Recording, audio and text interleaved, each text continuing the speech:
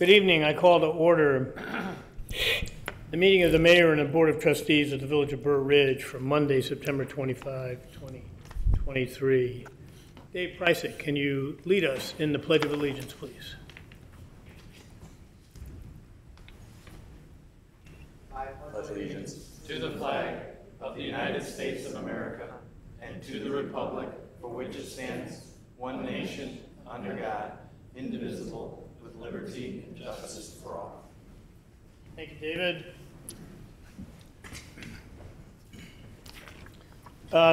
Trustee Snyder gave the appropriate notice that he's away on business tonight, and he is called in. I need a motion for trustees to allow Trustee Snyder to attend by phone. So moved. Second. Roll call, please. Trustee Francis? Yes. Trustee Schiappa? Yes. Trustee Paveza? Yes. Trustee Snyder? Let me get the vote.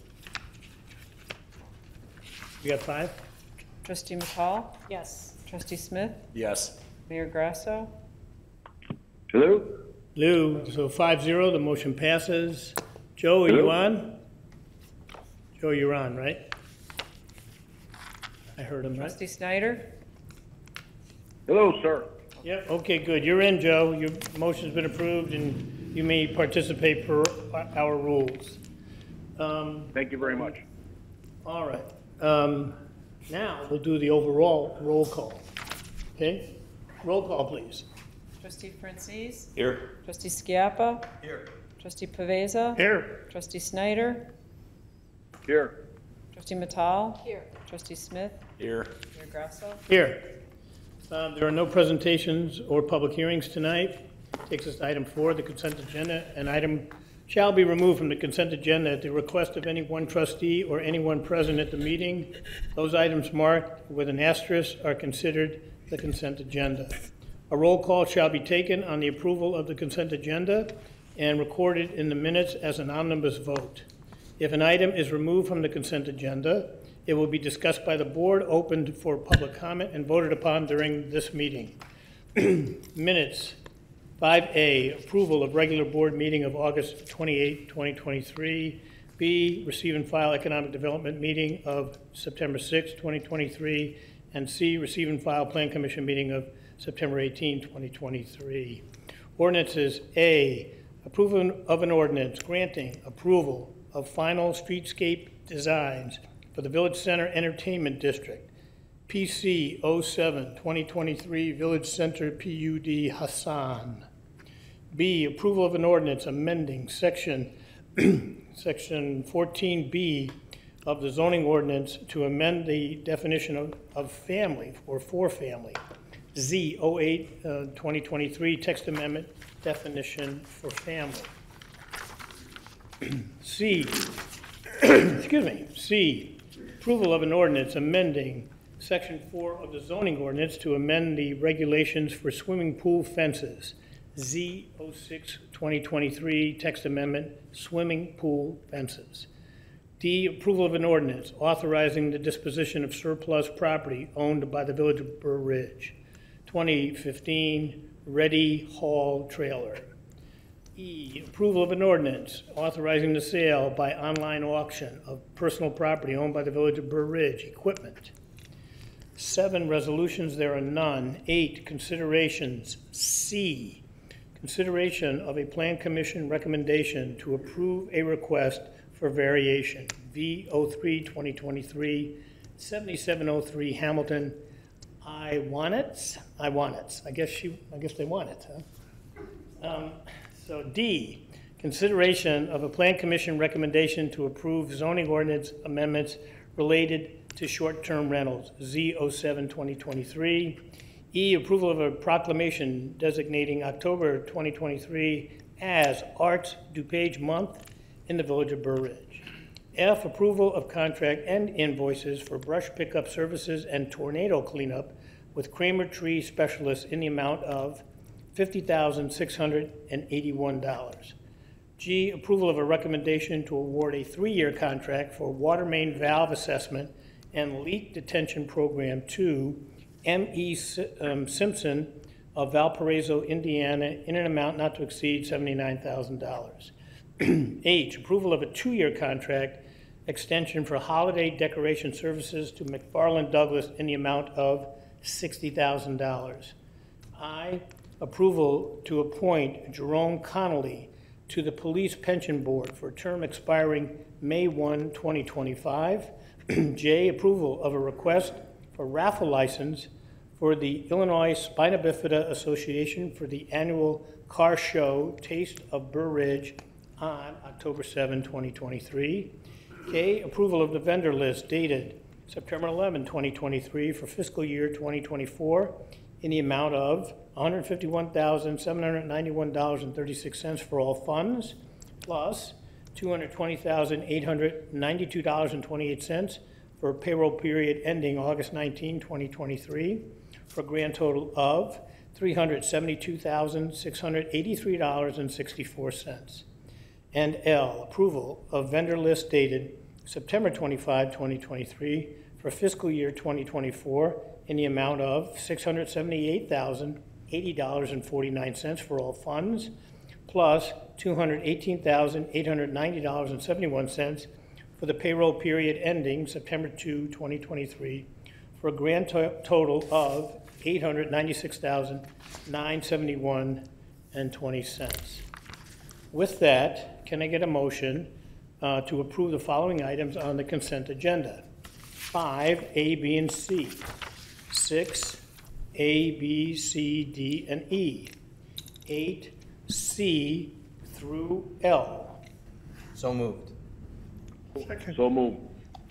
Okay, we have a motion, we have a second. Any discussion at the board level? Any discussion from the public? Roll call, please. Trustee Schiappa? Yes. Trustee Pavesa? Yes. Trustee Snyder? Yes. Trustee Matal? Yes. Trustee Smith? Yes. Trustee Francis? Yes. 6-0. 6-0, that motion passes. That takes us to 8. Considerations A, consideration of audit, police pension actuarial evaluation, and final budget report for fiscal year 2023. Good evening. Matt? Yes. Hello, everyone. Please introduce yourself, explain why you're here, and you have the floor. Thank you. I am Matt Barron, I'm a partner at Lauterbach & Neiman. I'm here to present the audit for the fiscal year 2023. It's up on the board. I know everyone has received this document along with the management letter. As far as my presentation goes, I'm going to keep it at a high level, and if anybody has any questions, please feel free to ask as we go. So as far as the audit goes, for us to get here, it was a multiple-step process where we met with the team to talk about what had happened at the village during the year, to understand, to help with our planning, and then to go over the requested materials and the schedule. From there, we came back, did internal control testing at our preliminary field work, where we reviewed the internal control framework for the cash receipts, disbursements, payroll, utility billing, financial reporting, like your big internal control cycles, to see if there was an adequate internal control framework in place.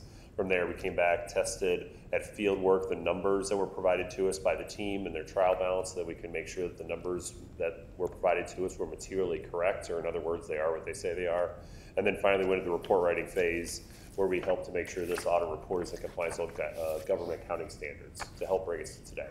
So as far as what we had was another very successful audit with the village. We gave the village an unmodified opinion again this year. It's the highest opinion that we do provide as an audit firm. Basically what we're saying with that is those 3 main parts I went over.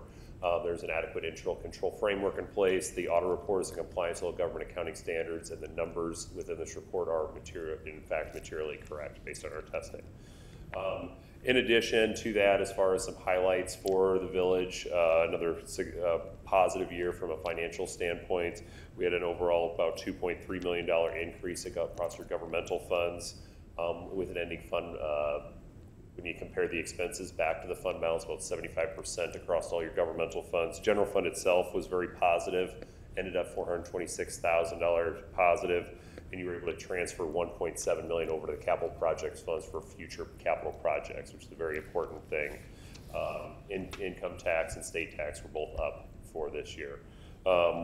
Water and sewer fund also, we're sitting at a combined about $25,000 increase, with both, we're sitting at also a positive financial position when we're looking at our fund balance compared to our expenses. In addition to that, we had submitted this audit report to the GFOA for the Certificate of Achievement. It's the highest award for government financial reporting. The village received that for last year's audit report, and we see no reason you will not receive it again for this year when it's been submitted. Okay, About the audit report? Sorry? If there's any questions Yep. about the audit We'll report? start with the trustees, and then we'll ask the public. Any questions from the trustees? Any comments? Okay, from the public, any questions about the village's audit? Any comments? Matt, tell me about your working relationship, your firm's working relationship with the staff. Was the staff cooperative, prompt? Yes, full package when we came out. Questions were answered timely. One other thing I'd like to note as well with the positive of what we experienced during this audit was, as I said, when we went through and we did that internal control testing, and then we provided a management letter as well, we had no internal control findings to report as well. So again, you had a positive year as far as what the work is. The internal control framework that's been put in place is very positive for the village. And it's just a great working relationship that we appreciate having. Okay, and the village remains debt-free? Yes. All right, with that, thank you very much. Absolutely. Thank you, everybody. Thank Have a you. great night. Thank you. All right, that takes us to item 8B, consideration of fiscal year 2024 Q1 budget adjustments. Evan, the floor is yours. We have two other items to talk about on this agenda, Mayor. One is the police pension, and the second is the FY23 budget review. Very quickly, I'll just note that the pension did get returned with a decrease in our pension formula. We're at about a 59% funding ratio at this point. That is almost related entirely to a loss in our market value. It was a tough year in the stock market. Again, these are all measured at specific points in time. Markets go up, markets go down. In this case, we were measuring on April 30th when markets were especially down. And so we did not have any real significant increase in our net position. But again, as every year goes by, salaries continue to need to be paid for retirees, benefits need to go out. So our net position went down as an overall set of rules. I do want to note this is the first year that the state was controlling our money from an investment perspective. Normally we would be in charge of that decision making. However, due to IPOPIF, which is the consolidation of all pension funds, that is now down at Springfield. So we don't even have control over what we're physically investing in at this point, only what we put in from an input perspective. That's all. Thank you, Mayor. Okay, my error, thank you for that. And the final budget report, also good? Yes, I can quickly run over that. Well, let's wait to see if there's any questions about the police pension actuarial valuation. Any questions there? Yes, Anita. I just want to add that Trustee Smith and I were working with staff, Evan especially, regarding the police pension, and we had, and this was approved, that we're going to do the 20-year amortization, and that's going to start in December, correct? Right. It actually has not taken effect in terms of the actual money going into it. That'll occur this December when you make your property tax decision. Right. But thank you for the clarification. Right. Yes, Russ. Just a question, if we have another bad year in the market, like it kind of is right now, will we need to rerun the numbers based on that 20-year amortization, just to make sure that there's something that's not in our foreseeable future? Those are rerun every single year. Okay. So every time we get this report, Lauterbach will come back with a recommendation regarding our funding formula. So that will happen every single year going forward on a 20-year basis. Okay, thank you. Yep. Good question, thank you. We had also talked about putting an extra lump sum in it, just to kind of, especially since this has been a down year for the pension. We can certainly look at that with our auditors, absolutely. Anyone else? Mayor, Yes. Mayor? Joe? Yes. Joe, you have a Evan, question? Go ahead. were we notified that Springfield was going to be in charge of the investment? Yes. Yeah. We've known that for several years, and it was only a matter of time. It's a state law that we have to comply with. So just a little background there, Joe, and for the public. Throughout the state of Illinois, there were some 600 plus different pension funds. Anna Marie, am I close?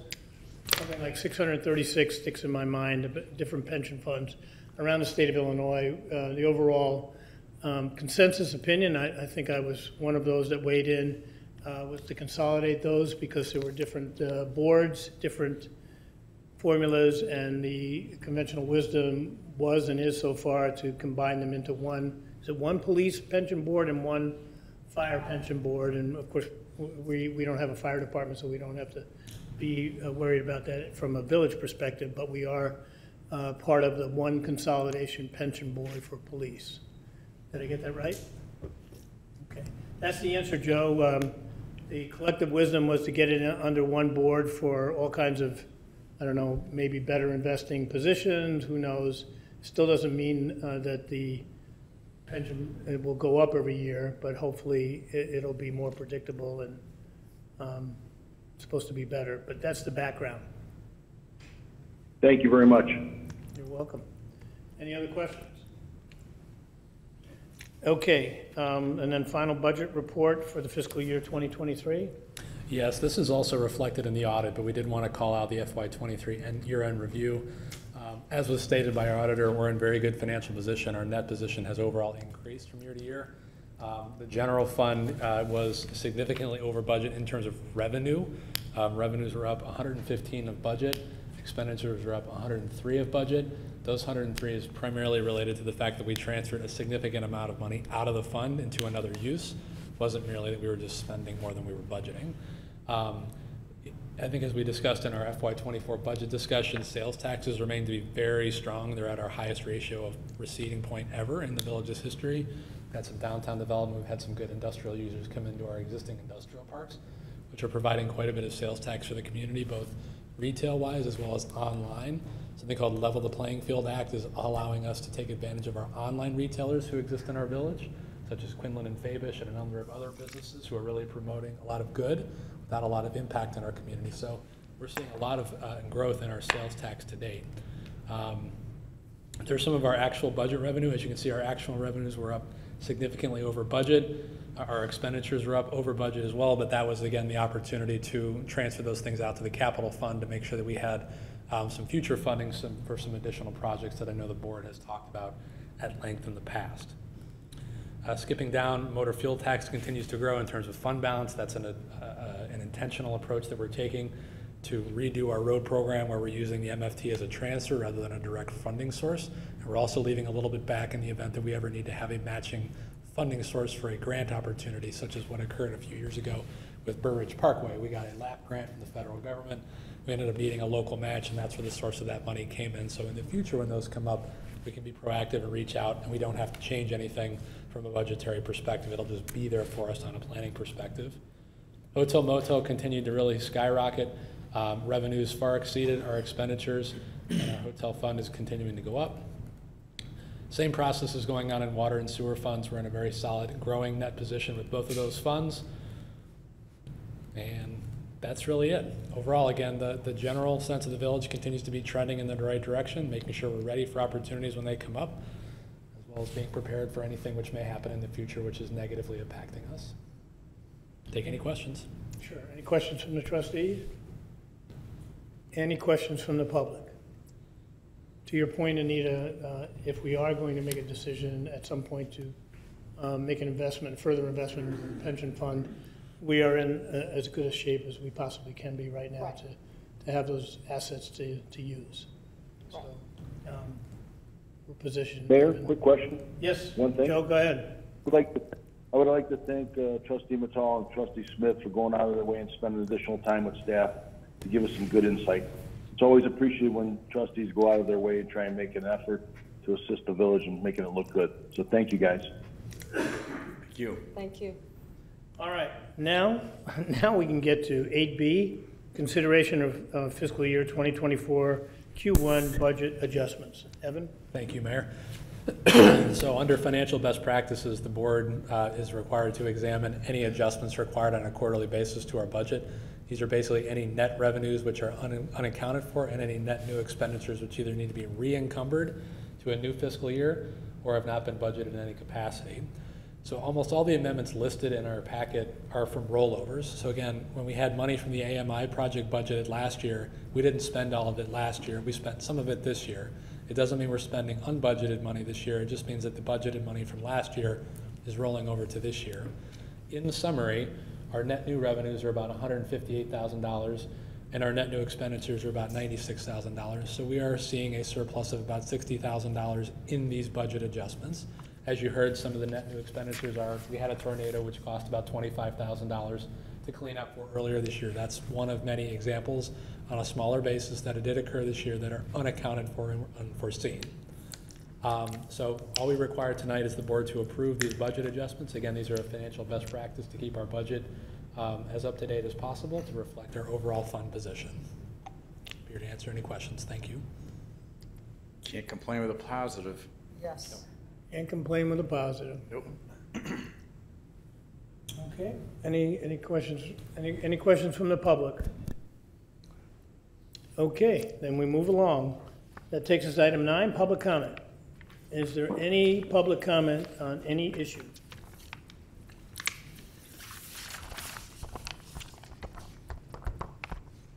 No public comment. All right, number 10, reports and communications from village officials. We start, as always, with Anita. Didn't we have to vote on everything? Don't we have to vote on 8A and B? I don't think so. No, they're just reports, right? You do have to vote on B. Oh, I'm sorry. Not A. Oh, okay, thank you for catching me on that. For the budget adjustments, yes, okay. Not that I'm in a hurry to get to Monday Night Football, but okay.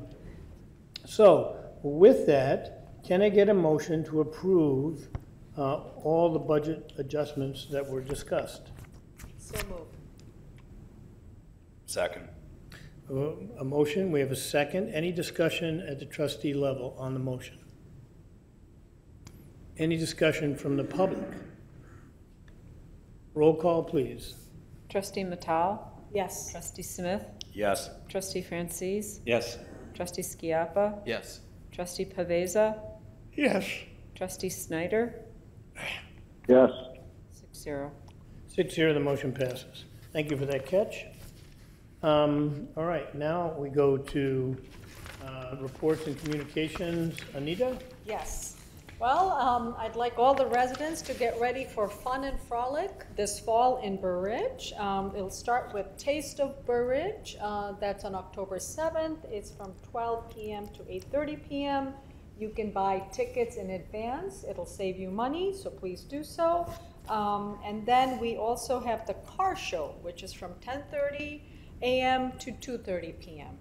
They're all free, so we'd like to see a lot of people. We have 4 bands at the Taste of Burr Ridge. We have a lot of participating restaurants: Auntie Amy's Home Cooking, Brookhaven Marketplace, Capri Restaurant, Hampton Social, Johnny Cabs, Sticks and Stones, Tony Capone's Tacos, Topaz Cafe, and more. So it's really nice to see the whole village participate in the Taste of Burr Ridge, and it would be great if the residents can join in as well. You should have received this in the mail, but if you go onto the village website, you could get all the information you need. So hope to see you there. Thank you. Thank you. Anyone else? Go ahead. I just wanted to give a special thanks to Anne Marie and our finance staff. What you heard tonight was almost all summer's worth of work. What they do to make sure that we stay on track both strategically as well as on a day-to-day basis is a lot of work. There's a lot of moving pieces in a village, even of this size. So I'd just like to publicly recognize Anne Marie for her leadership, but as well as Heather, Amy, Kula, and now Jean Marie, our new part-time clerk, for their help in making sure that we do have these positive reports. It is their organization, it is their work with LNA that makes things like that sing. So thank you, Anne Marie. It really makes everybody look good. Thank you so much. Thank you. Thank you. Yeah, and on behalf of the trustees and myself, same thing.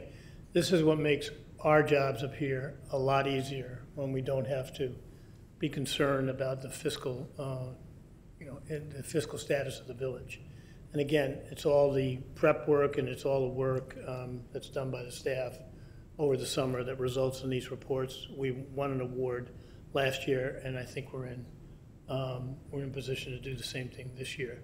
So at this level, boring is good. Okay, I really have no other comment than that tonight. With that, can I get a motion to go into executive session and adjourn thereafter? The reason to go into executive session is to discuss the appointment, employment, compensation, discipline, performance, or dismissal of specific employees under 5 ILCS 120/2C1. So moved. So moved. We have a motion and a second. Roll call, please. Trustee Smith? Yes. Trustee Snyder? Yes. Trustee Matal? Yes. Trustee Francis? Yes. Trustee Skiappa? Yes. Trustee Paveza? Yes. 6-0. 6-0, the motion passes.